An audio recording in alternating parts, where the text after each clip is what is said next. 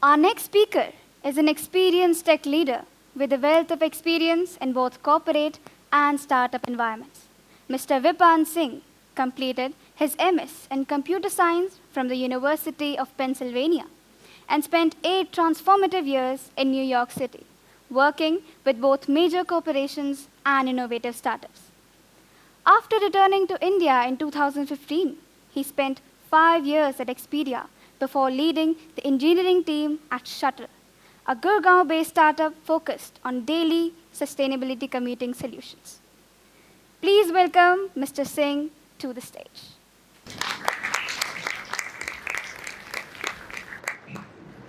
Hey everyone.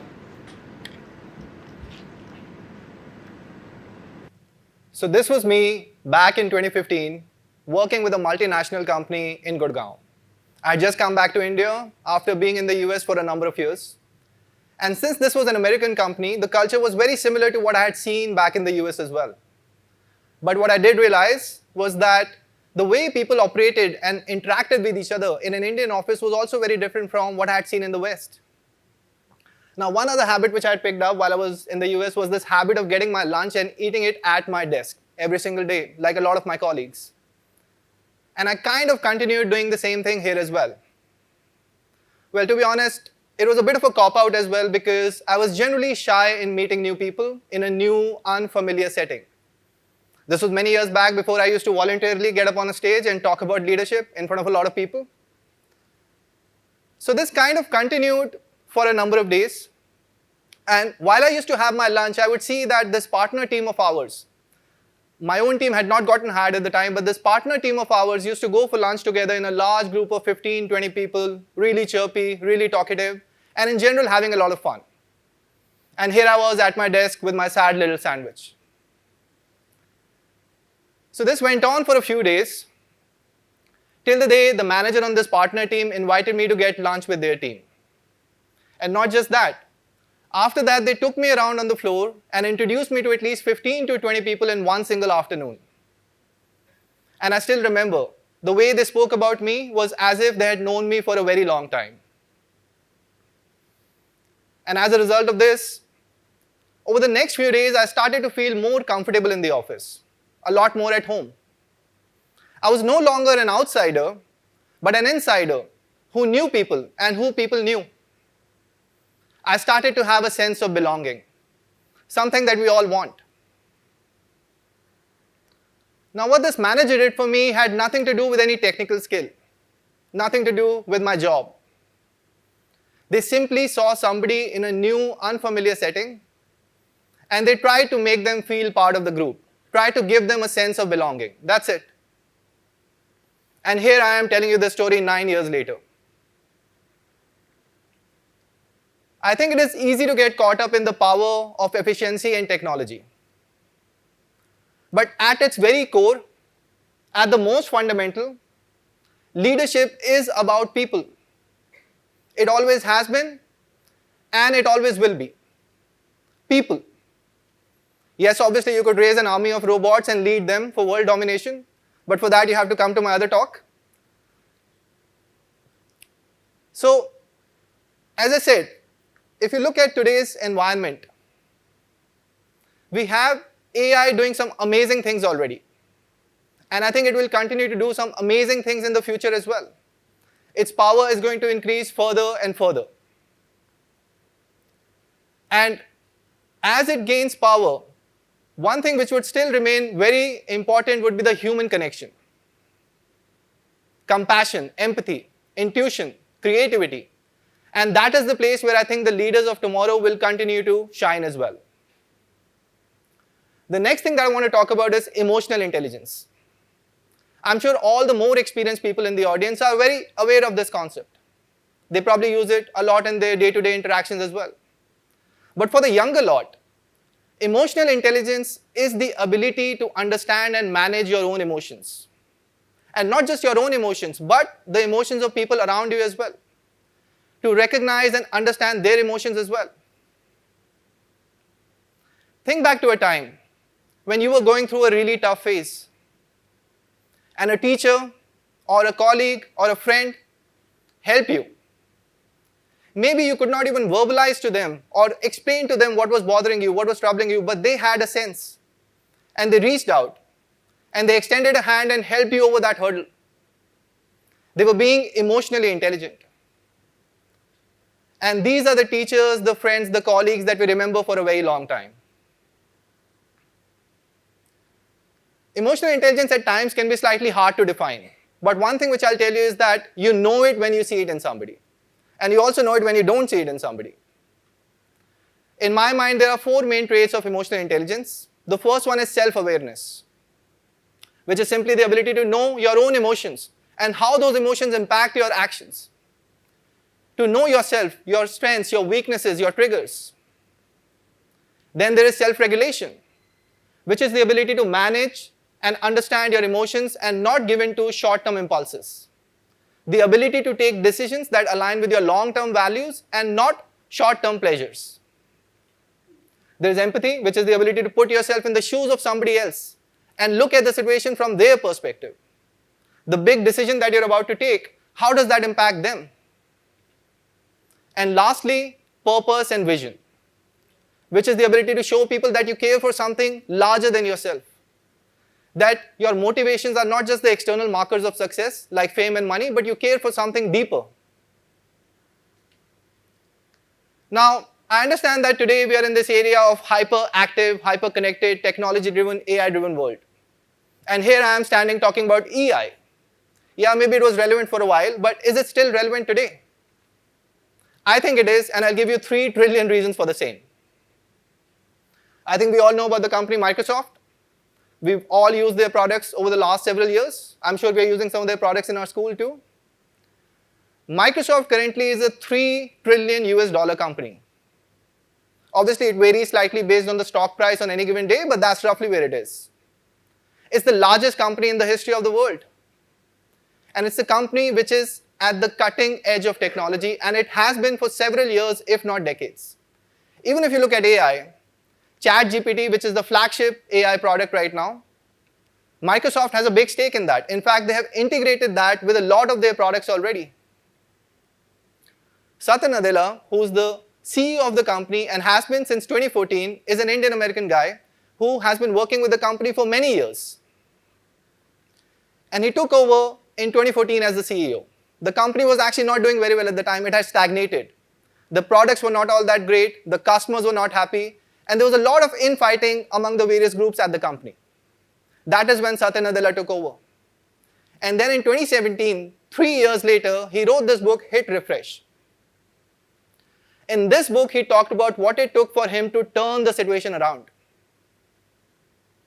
And interestingly, he did not talk about some obscure technical skill that he had picked up over the years. No. He talked about one thing and one thing only: empathy. Imagine the CEO of the most technology-driven company in the world talking about empathy and making that the core of his book. This is what he had to say. Empathy makes you a better leader. Empathy is not just about feeling, but also taking appropriate action. Now, I personally believe that emotional intelligence plays a huge part in the success of any leader. No doubt in my mind. And I would imagine Satya Nadella would agree with me as well. But you don't have to just take our word for it. I'll show you some hard, concrete numbers as well. They were published in Harvard Business Review, which is one of the most respected publications in the business world. And the researcher, Daniel Goleman, also put these in his book, Emotional Intelligence. He says that 85% of the difference between an average leader and an outstanding leader can be attributed to emotional intelligence. 85%. He further says that 58% of a leader's job is related to emotional intelligence. That's almost 60%. And lastly, 20% is the amount of productivity gains that a leader who has a critical mass of EI capabilities can hope to bring to their group and organization. These are the same capabilities that I talked about earlier. Now, I understand that today AI feels like a big disruptive change, and it absolutely is. The world is shifting under our feet. But I also want to say that I'm sure in the 16th and the 17th century, to the people at the time, the scientific revolution felt the same as well, just as big. In the 18th and the 19th century, the Industrial Revolution felt the same, just as big. And when I was growing up in the late 20th century, the Internet revolution or the digital revolution felt the same, just as big.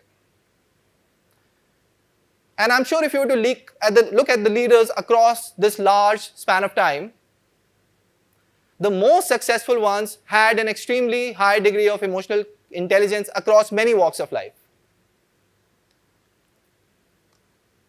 Now, I also don't want to say that the leaders of tomorrow will not have any new challenges to tackle in this new AI-driven world. They absolutely would. In fact, I want to talk about a couple of them. The first one is around over-reliance on data and AI. I'm sure a lot of you know that a lot of companies out there, big, medium-sized, small, have been using data for a number of years already to make decisions about their customers, their employees, and their products. And that's great because data is amazing. It can give you some really great insights. But history is also filled with stories where data was used to make a certain decision, ignoring the human and the emotional aspects completely, and it completely and spectacularly backfired. I believe in the future, as AI becomes more powerful, the pressure on leaders and organizations to use data, to harness data would be even more. To make decisions based on AI would be even more, and it would be the emotionally intelligent leaders who would balance that with the need for human-centered decisions too. The next big concern would be around the leaders making themselves aware around the aspects of AI ethics. I do believe that the leaders of tomorrow will need to make sure that they understand not just the technical aspects of AI, but also the potential risks that it brings. I want to talk about a couple of them. In fact, the first one is bias. Somebody spoke about that just earlier. Having worked on GenAI myself over the last 8 months, I can tell you that AI can be extremely biased based on the training data that is fed into it. And it can come out with some decisions which can have some serious repercussions, especially in sensitive areas like healthcare or hiring or law enforcement. I think it would be on the emotionally intelligent leaders of tomorrow to make sure that they can make the AI development process inclusive and give voice to differing perspectives so that these biases can be removed. The second concern is around privacy. If you think about AI, for this engine, data is the oil. It is that important. And as it becomes more powerful in the future, organizations and leaders are going to face even more pressure to harness more and more of their data, the data around customers, employees, and products, and feed that into the AI.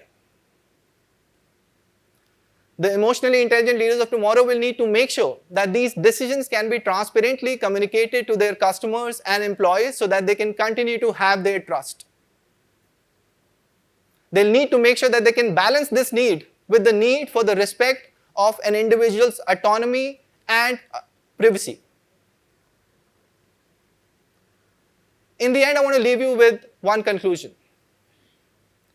The leaders of tomorrow will not only need to make themselves aware of the technical aspects of AI, because obviously that would be paramount to succeed in this new AI-driven world, but they will need to continuously evolve their emotional intelligence as well. They'll need to understand how the fears, the motivations, and aspirations of people are changing in this new AI-driven world. They'll need to act as the moral compass for their organizations. They'll need to make sure that they can balance profits along with social responsibility. That they can use self-regulation to let go of some short-term gains in order to pursue some long-term considerations. The last thought that I want to leave you with is this idea named as the Lindy effect. And it is an idea that says that the things that have survived and lasted for a long time will continue to work and survive and last for a long time in the future as well.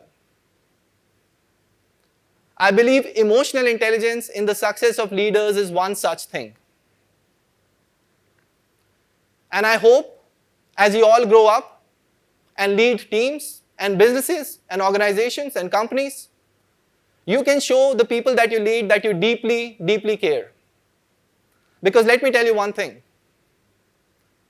People do not care about how much you know unless they know how much you care. Thank you.